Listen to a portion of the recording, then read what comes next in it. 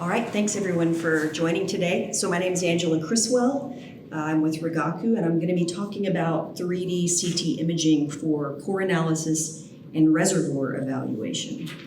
So basically, I'm going to cover these three items today. First, why would we use X-ray CT? Second, some fundamental concepts that would influence the results that you'll get with CT. And finally, what are some of the different things you can extract and apply to petroleum geology?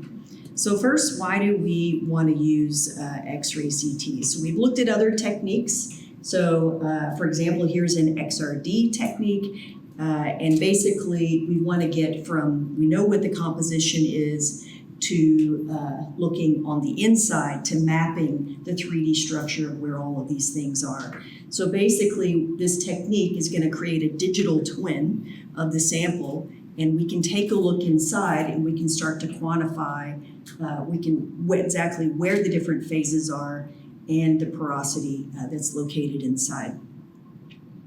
And of course, we want to extrapolate that to information about the reservoir. However, in order to get quantitative information from this experiment, we have to perform a very essential step called segmentation. And it's basically where you label every three-dimensional pixel, or we call them voxels, in that space to a given phase. And then once we do that, we can extract quantitative information. And then it becomes quite powerful because you can characterize not only the phases, but all of the pores that are in there. So for example, you can distinguish between open versus closed porosity, and that is something that's quite powerful that other techniques may not give you access to. So what are some of the applications that you might want to look at? Well, the pore structure is very important. You might want to characterize cracks and fractures as a part of a process. You, of course, want to do phase quantification and distribution analysis. You might want to look at grains throughout your rock core. And of course, the core principle is to help you identify the difficulty and potential quantity of oil and gas that you can extract. So what are the fundamental concepts here? Before I'll show you that, this is my obligatory commercial slide. So these are the two primary instruments that are utilized in the oil and gas space that Rigaku makes. On the left side, it's a benchtop instrument supporting samples, say up to maybe 200 millimeters. And if you have rock cores that are bigger than that are higher density, then we have an instrument called an HV, high voltage. And basically, you can put something as large as a suitcase in there. So we can support whether you're working in small samples or large samples. So how does it actually work? So here we have an X-ray source, and we turn on X-rays. Those X-rays go towards the object. Some of the X-rays are absorbed, and some are transmitted through, and you get an image like this. So it probably looks very familiar to you. It's like something if you were to get a medical X-ray. But in this experiment, in order to get that digital twin, we have to rotate the sample 360 degrees, and we output these two-dimensional, what we call projection images at angular increments. And that's essentially the experimental part. And we call this the scan that we do. Once we have these projection images, and there can be hundreds to thousands of them, then we put them into a reconstruction program that then calculates the 3D volume from all of this. And this is the data that eventually we're going to work with. So we basically have a matrix of three-dimensional pixels. In this case, a lot of them are air around the sample, but there are some that are dedicated for the core itself. One of the things we also want to do when we do these experiments is to magnify things that are inside. If we have small pores, then we may need to magnify so that we can see them. And we do that by taking advantage just of the nature of the instrument itself. And that is that these instruments produce an X-ray beam that's a cone. So we're looking at the top of the instrument in this case. So the X-ray source is on the left. This blue dot in the middle is our sample. And then we have a detector downstream. So We call these images projection images because basically you're projecting the shadow or the transmission of the sample image onto the detector itself. And because the beam is in the shape of a cone, we can simply magnify by moving the sample closer to the X-ray source. And in that case, we spread that image of that sample across a larger area of the detector, thereby magnifying whatever features that are inside. And depending on where you put the sample in relation to its distance from the X-ray source, that will determine the area or field of view that you're imaging in your particular experiment. And one thing that, a key concept to always keep in mind when you're doing these experiments is that we can affect the magnification and how much we image, but we're not swapping out detectors. Eventually that detector has a fixed pixel size that we can't change. And as a result, it influences really what we can see. And in that case, for example, our voxel size or our three-dimensional pixel is somewhere between 1/1000th to 1/3000th of the image. So what does that actually mean? So if we have a 10 millimeter rock core, then it means our smallest three-dimensional pixel is probably going to be on the order of 10 microns. And if we have a pore that's 10 microns, we're not going to see it because it only occupies 1 pixel. It's kind of like looking at a landscape picture. Are you going to be able to look at individual trees, or are they all just going to blend together? So how well are you sampling them? And so to kind of illustrate that, I thought I'd show you a couple of images. So let's say that I have a rock core and I image it and in such a way that my field of view is 25 millimeters, then I end up with approximately 25 micron voxels. And so you see it looks really pixelated. But if instead I move that core closer to the X-ray source, then using about a 10 millimeter field of view, now my voxels are about 9.4 microns. So there's a big difference in this, so you can resolve those edges a bit better. The consequence then ultimately, when you go to segment the data, becomes more clear as to why you would want to do the experiment on the right. So here what you see is a blue arrow pointing at a pore between those two grains. And if we assign the voxels, then we can clearly assign some space between those grains as pore. On the left side, however, that becomes more difficult to do so. And instead, they all look like one single grain. And so you've introduced an amount of error just by the nature in which you've imaged this particular sample. So in CT, the data quality is going to affect the quantitative analyses that you can do. And specifically, if you don't image it properly, then your grain size will be overestimated. Additionally, your porosity analysis is going to be thrown off. So you're going to have, for example, lower porosity. Your pore sizes and the throat size between the pores is going to be incorrect, and then your ability to look at the distribution of the pores is not good. So choice of instrument, choice of experimental parameters is always important. It's not hard to do. It's just like any experiment that you do in the laboratory. It just takes a little practice to get you going, and it can be quite successful. So let's just have a quick look at how we get to the quantitative stuff. So there's potentially millions of voxels in this space. How do we assign them all? So here is a rock core 3D volume on the left, and on the right is a 2D cross-section, just looking at a plane in here. And if we look at a plot of the intensities of all of these voxels, we'll see these couple of peaks. And so there are a large number of very black pixels. So there's maybe these on the outside. This peak right here corresponds to those voxels that are in the airspace outside. Those brighter voxels right here, this peak is probably all of this grain and core material. So what we can do is we can just say, what if I draw a line and everything on the right side is going to be my sample of interest, my core, and everything on the left side is going to be pore space. Well, then you can easily assign it. And this particular image, this small image here, is over 700 million voxels, and about 40% of them are actually the core space. If you can do it this easily, you can do it within a second. Easy to do, but not all rock cores are this simple. So let's take a look at a more complex one. So if we take a slice through here and look at the 2D cross-section, then it's much more complicated.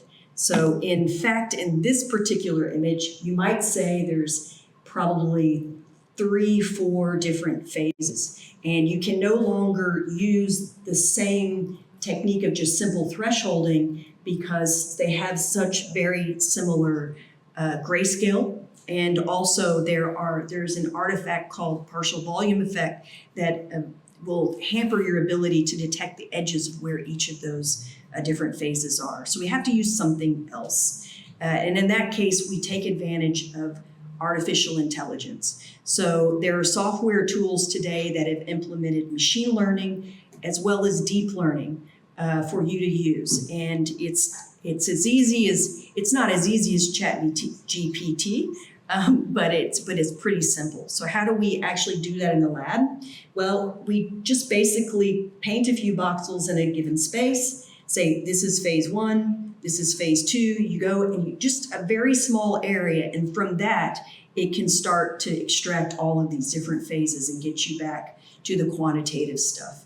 And the length of time it can take you to get from just that 3D volume to this can range anywhere from a few minutes to a few hours.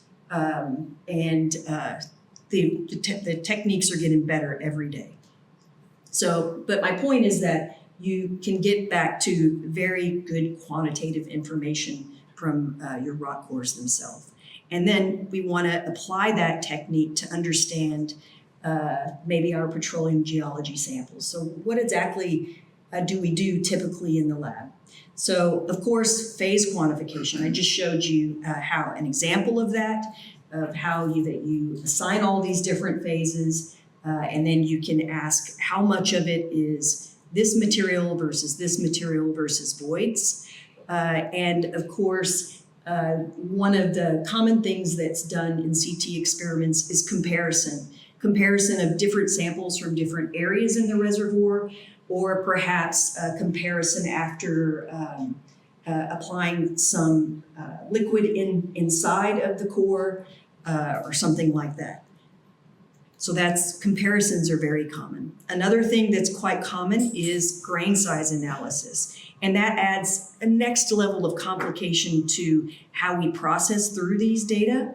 So in that case, we're going to go back to our rock core, and we're going to easily assign all of our core space, but it's all one piece. Then you have to get back and say, where are the individual grains?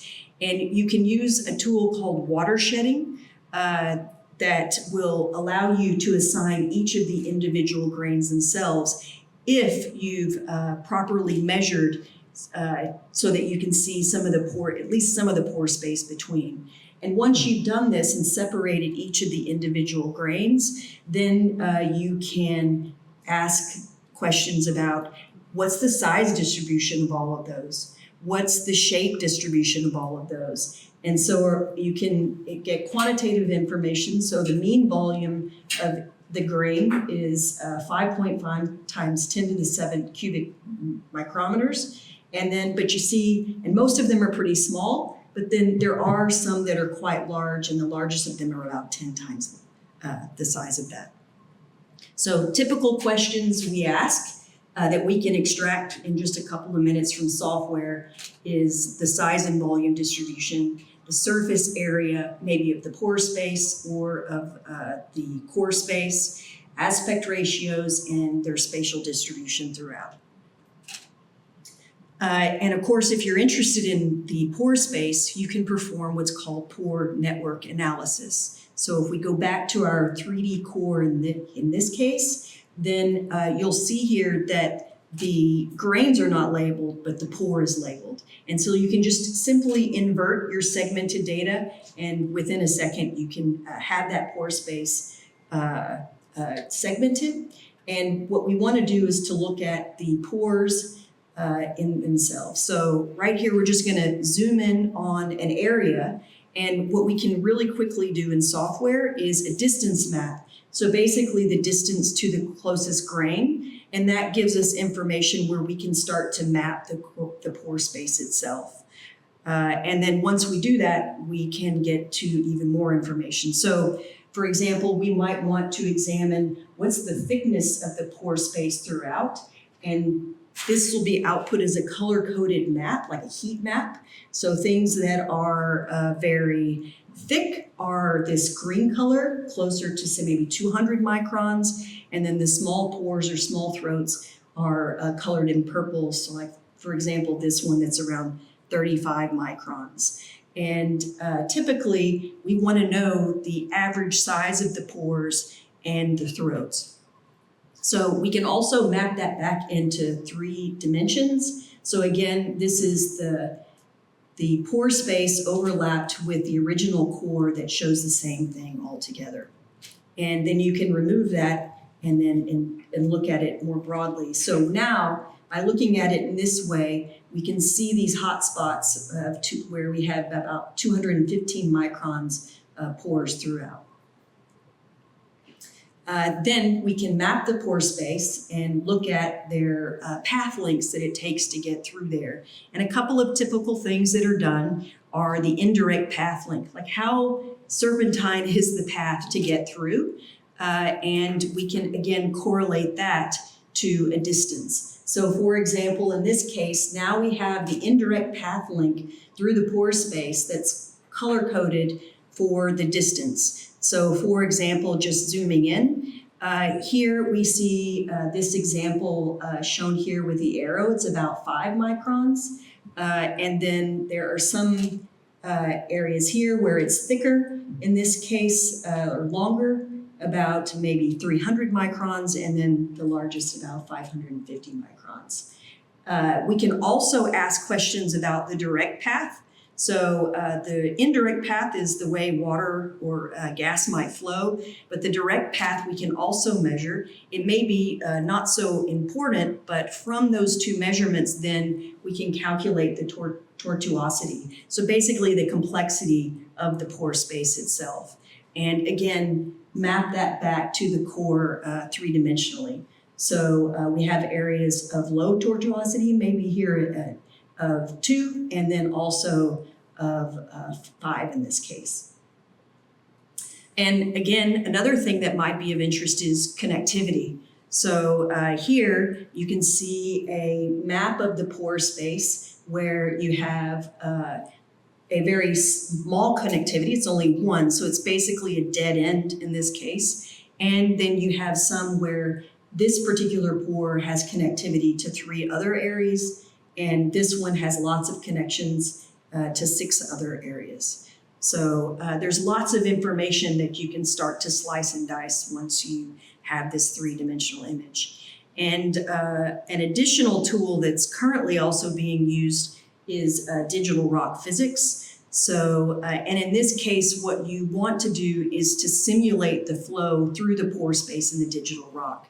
So there's a software tool called GeoDict, made by the group Math to Market. So we looked at the CT scan, we talked about segmentation, and get to the pore space, and this is where they pick up their magic in computation. So here, they can map the percolation paths through, and then they can tell you absolute permeability. And then you can start to flow things through in different experiments and get to other measurements as well.